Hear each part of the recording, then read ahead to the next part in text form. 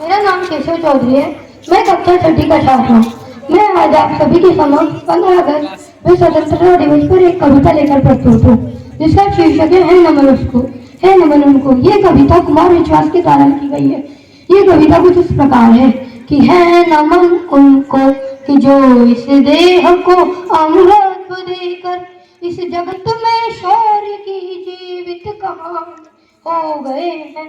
है नमन उनको कि जिनके सामने वो ना हिमालय जो धरा पर गिर पड़े और आसमानी हो गए हैं।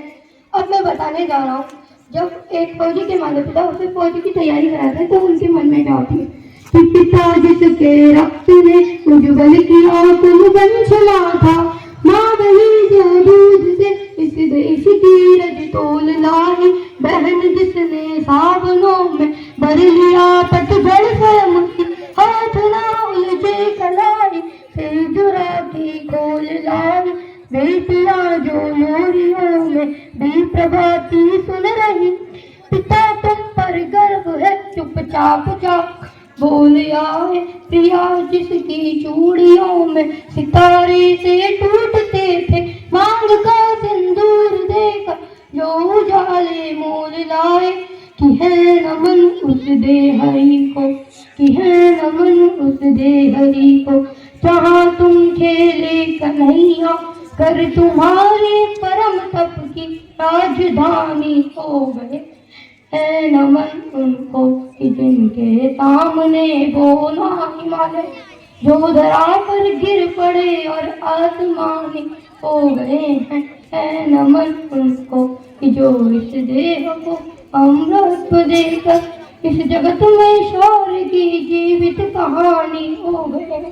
अब मैं बताने जा रहा हूँ हमारे भारत का गौरवशाली इतिहास कि हमने लौटाए सिकंदर सर झुकाए मात खाए, हमसे भिड़ते हैं वे जिनका मन धरा भर गया हो, कि हमने लौटाए सिकंदर सर झुकाए मात खाए, हमसे भिड़ते हैं वे जिनका मन धरा से भर गया हो।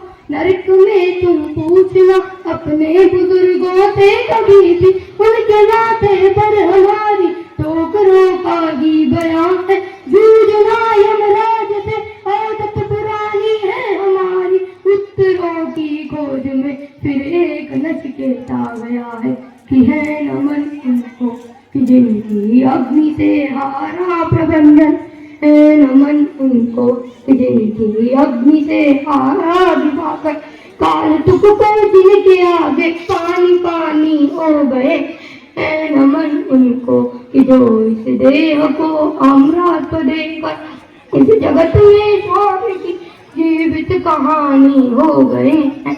है नमन उनको कि जिनके सामने वो ना हिमालय जो धरा पर गिर पड़े और आसमान हो गए हैं। धन्यवाद।